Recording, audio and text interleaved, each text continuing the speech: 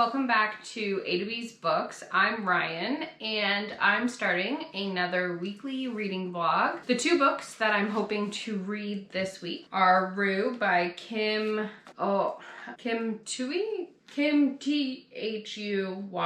and then also I'm continuing The Little Book of Huga, which is by Meek Wiking.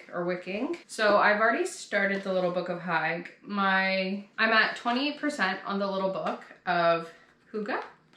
And Rue is a really short book. It's only 144 pages. So my game plan for this week is to do what everyone's been doing lately, and that is, so I hope Rue I'll knock out fairly quickly, and then The Little Book of Huga. I literally just listened to how to pronounce it and I already forget. Huga. This is a really short, fast book, but it's also very light, so I like to kind of do it right before bed or early in the morning when my brain's a little slower. But yeah, so I'm gonna start with Rue tonight. I'm looking forward to it. It's actually a book that I I bought at a secondhand bookstore. So I'm excited to get this off my physical TBR and see what it's about. This was a book that I chose from my TBR, my November TBR, where I ended up getting the prompt where it was, it was definitely a fiction set in Asia. So this takes place in Vietnam as well as, so it starts in Saigon, goes into Malaysia, and then it lands us in Quebec after. So it's about a refugee family. Or at least a girl. Anyways, so that's the game plan. So I'm gonna dim my lights, get my Huga on, and get my reading in. Let's get into reading.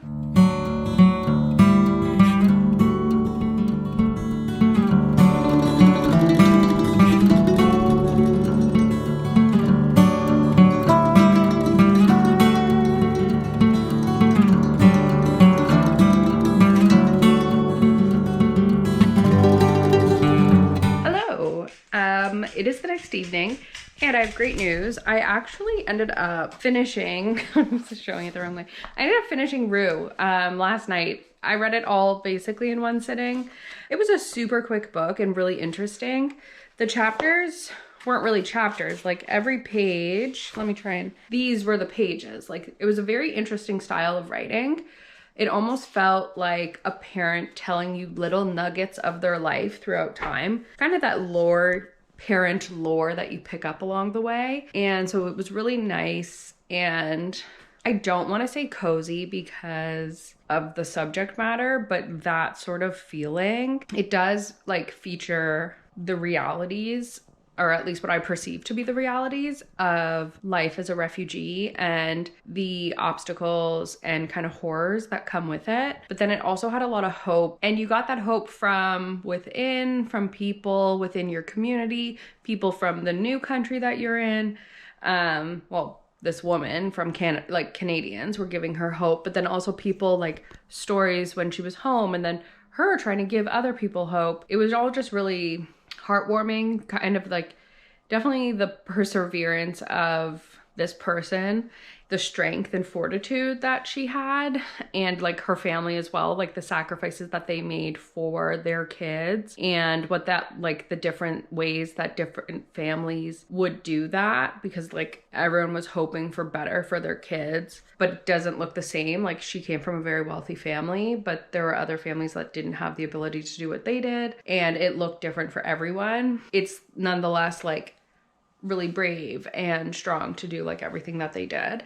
I ended up rating it 4 stars. I thought it was a very creative way of writing and really beautiful and almost lyrical. It wasn't what I expected. The story itself wasn't linear. However, it was really well executed, and I never felt lost or kind of thrown all over the place. It was just really beautifully woven together, and the way the story was told was awesome. I do think you have to be in a specific mood. If I knew what this book was, how this book was, I probably wouldn't have picked it up just for the fact that it was being followed up by, I was following it up from Bunny. I was going into this book from Bunny, so I kind of wanted something I thought it'd be more historical fiction, but it really wasn't. And it was just a bit more heavy than I was expecting, I guess. I don't know why I didn't think a story about refugees would be hard. So like pick it up when you have the headspace for that, but I would recommend it. And then tonight I'm gonna pick up my little book of Huga. I can't say it naturally. Haig rolls off the tongue better, but like I know that's not how you say it. So that's what I'm gonna read tonight, just because I've had like a long day. I went to work and then I went shopping for Matt's advent calendar, which I have to build sometime before the 1st. But yeah, so tonight, basically I'm just getting ready for bed, getting into bed, and reading my little book of Haig. Hey, so it's Saturday night and I got my haircut today. What do you think? Needed to do a big chop, and so this is kind of like a big deal for me. And then I went to Almont, which is where they actually film a ton of Hallmark movies. I think they call it like the Hallmark capital of Canada. So it was like really well decorated and it just looks so cute, and like you low-key feel like you're in a Hallmark movie. So we went to a craft fair. We shopped around the little stores. They're like quaint and cute. And then we went to Joe's restaurant, which is like a pizzeria. So that was all delicious and fun. And I did a little bit of Christmas shopping. I'm still pretty behind on that, to be honest. I need to get my act together in the coming week to set myself up for like success. And then I wanted to update you because I'm 70% of the way through the Cinnamon Bun bookstore. That was my next book after I finished Rue. And I needed like a palette cleanser after that, just something light and goofy, since Rue was just heavier. I wasn't very much looking forward to this book. I was just reading it because like I wanted to like it, and I did enjoy the like vibes of Dream Harbor, but I'm enjoying this so much more than the Pumpkin Spice Cafe. Like literally my first sitting I read 50%, which is like not something I typically do lately. So I'm really enjoying the characters. They're not annoying me like the Pumpkin Spice did.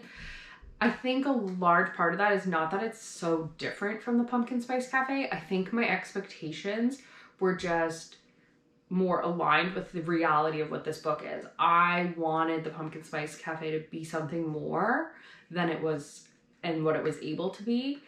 Whereas this, like, I'm like, okay, perfect. The only thing is, and it has nothing to do with the book, it's my own user error, is I don't know why, but I thought this was more set in the fall. Like I literally chose this as my prompt for a book that takes place in like autumn. It's taking place at the end of summer, so that's my bad. So that's my only thing where I'm like, oh, I should have read this sooner when it was warmer out, because it was like way more suited to the climate or like the weather and the vibe. I'm very much looking forward now, to find out kind of like how everything unravels and what's going on, but also now I'm actually looking forward to the Christmas Tree Farm, which is the 3rd book in the series that I presume takes place around Christmas time, I hope, or at least in the fall/winter. That's like all exciting because I think that's like a great book for this time of year. Really enjoying this so far. Like I'm having so much fun, kicking my feet, smiling at my book. I totally think Noah is like chef's kiss, a 10 out of 10 guy. I like Hazel a lot. I always relate to the nerdier, like she's a bookish girl who works at a bookstore. Like how can you not? I just feel like I relate to her, and she's more introverted, not a big risk taker. So I can relate to a lot of those things. And I just really like her. None of her choices or even Noah's choices are like boggling my mind, where I'm like, oh my god, that's such an unrealistic choice. So my game plan for tonight actually is to hopefully finish this book. I've been reading it really quickly. Okay, so I ended up falling asleep last night on the couch like at 8 p.m. I have a big laundry list of to do today. So first on the list though is, it's kind of hard to see, but I'm acclimating some new fish. So I have 3 regular endlers, 2 Japanese blue and gold, I think they were called, that will go in, and then just some regular shrimp as well as some snails. So because the tank is so small, I can only do 1 bag at a time. And so that's what we're doing right now. once these guys go in and I start acclimating a new bag, I'm going to work on cleaning Oliver's tank. And then I have a ton of housework and I'll be doing Matt's advent calendar. And I need to get like my shit together for Christmas. I'm feeling very overwhelmed, so I need to make a plan and then I'll feel better about it. And then after that, I just want to have like a cozy Sunday evening. And I would love to finish the Cinnamon Bun bookstore. I was really hoping that I would do it last night, and I brought my Kindle down and everything, and then we started watching like a YouTube and I was just falling asleep. So tonight's the night. Okay, so it is December 2nd, and I have 2 chapters that need to be read today. But first, I'm going to see if I can use my hairdryer to warm up the tape on this book and get that sticker off, because it's just going to drive me nuts. So wish me luck.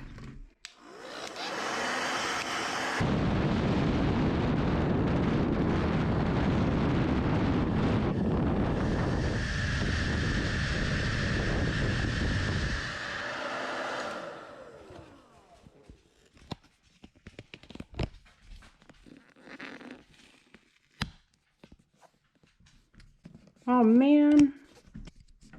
Okay, so it did work, but you can see here, like it kind of, like this could be completely a my thing and I went a little too hard on it, but there's some damage to that part there, which is just like, obviously not the end of the world, but don't put stickers on books. Like, it's so annoying. Costco's the worst for it too, which is where I got this, but I did see it at, I think it was Indigo. But yeah, I'm going to start reading this book, and I would bring you along for the opening of this because I'm sure it's satisfying, but I don't want to mess it up on day one, so I'll do it another day for you. Okay, so I've read the first 2 chapters of Heart for Christmas, and I don't know a ton so far. Like, it's literally been like 20 pages, but one positive I will say about the book is it's set in the French Alps, which is just such good imagery and like Christmas vibes. So I'm really enjoying that. But I've got my sleepy tea and I'm about to start a 50-minute Zoella vlog. And this is how you know Christmas is coming. I love her Vlogmas. I've been watching it for like 10 years. So I'm just so excited it's back and I cannot wait. Well, we've had our first snow. I don't know if you can see, it's like all blowing now. It's not actually snowing anymore. But Freya had an absolute blast in it this morning, chasing snowballs. Hey, Frey?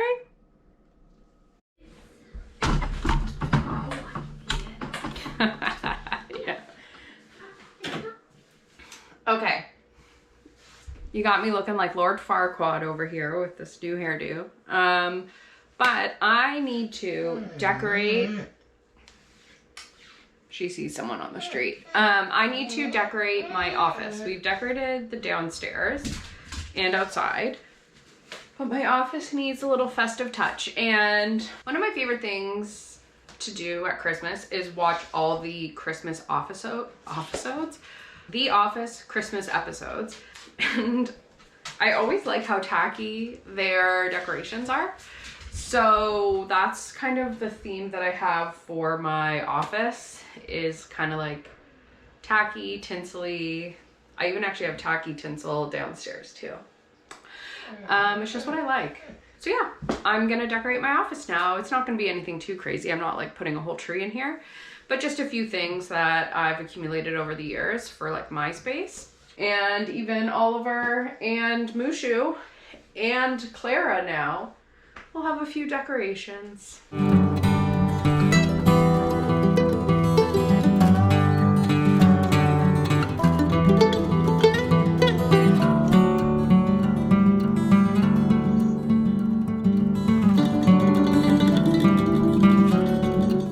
Okay, so the reason it's like kind of such an awkward location is because this is where I stream. So I thought it would help to have like a little bit of something going on. I added lights, and then on my bookshelf, I have some Christmas books that I own, as well as a Christmas comic. I'm pretty bummed about this. It was a snow globe, but it emptied. I'm just super lucky that whatever was in there didn't damage anything. Because Clara and her pack have some fake Christmas lights, some fake gifts, a little squishmallow, and a tree. And then I messed up over here. So this is Mushu's tank, but it used to be Oliver's. So I had a Oliver stocking. So I just like put it there because that's where it was last year. And I forgot that Oliver is not even there. But Oliver does have some decor. My little cork board has some tacky ass tinsel. We love it. And then I strung up, I keep the Christmas cards that people give me. These are two of my favorites. I think Michelle got me both of these, honestly. So it's Santa's coming, that's what she said. And then toss a coin for Christmas. And then just, yeah, some gifts. And that's it. And then Little Miss, I'm sure you've been hearing it while I've been talking, is having some enrichment time with a Kleenex box that was done. So we'll clean up and then we're all done up here.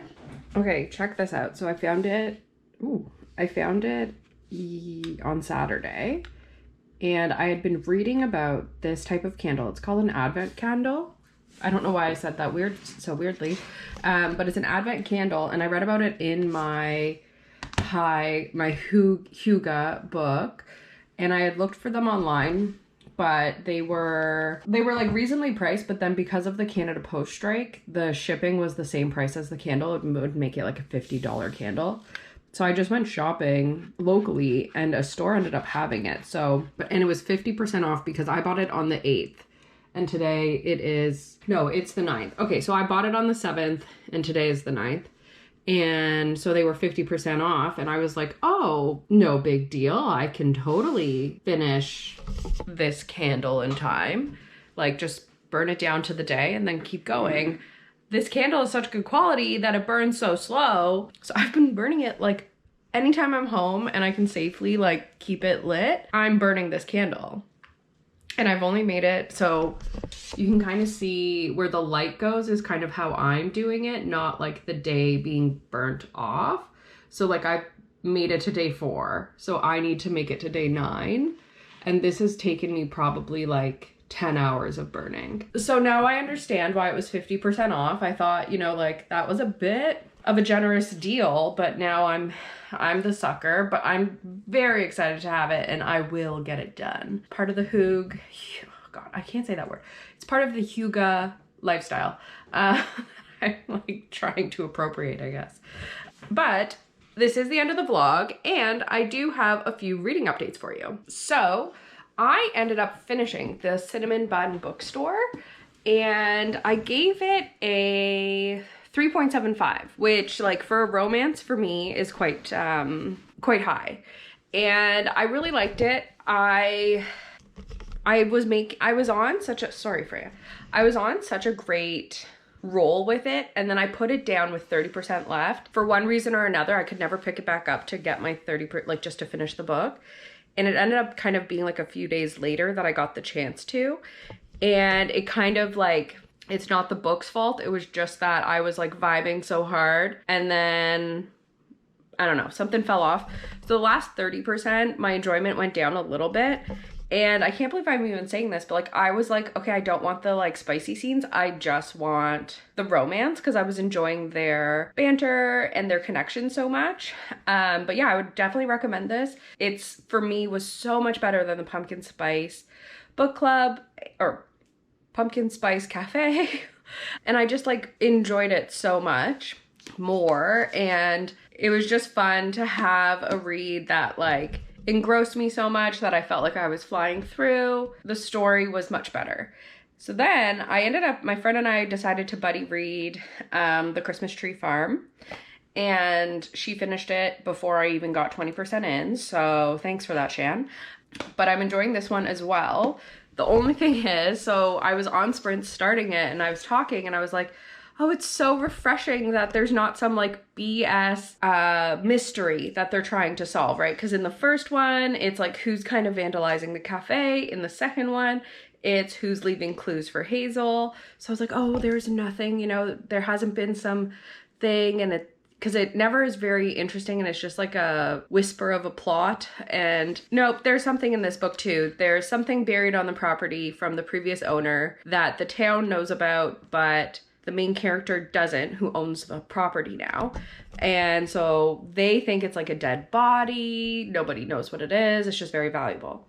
So I was like, oh, great. Another fake plot that the author tries to put in that gives the story some sort of, I don't know, like line to follow. But I find like the ideas that she has are great. She doesn't execute them well. I'm enjoying it nonetheless. And I think I just know what to expect from this author. She's not the best, but she has like really great ideas and great characters. I just think some of the execution isn't the best, but it's not stopping me from reading it.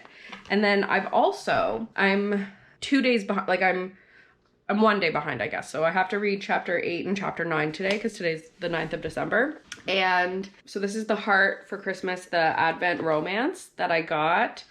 And I didn't realize this when I first picked it up, but it is a translation from a French book. It's set in France. And so that part's lovely because the French Alps just sound beautiful. But I would say the translation is not totally successful in this book. For example, there is a slur word that we wouldn't use here in North America. And that like made me go like, when the hell was this published? And it was 2024. So I was like, WTF. And then I was like, okay, it was translated from French, but also like whoever translated it should have known, like, no, we don't use that word. And then another thing was like text between mom and daughter. The mom was like, oh, you idiot child. But I think it was like, oh, you silly goose or something. But I was like, again, you know, moms aren't calling their beloved daughters idiots.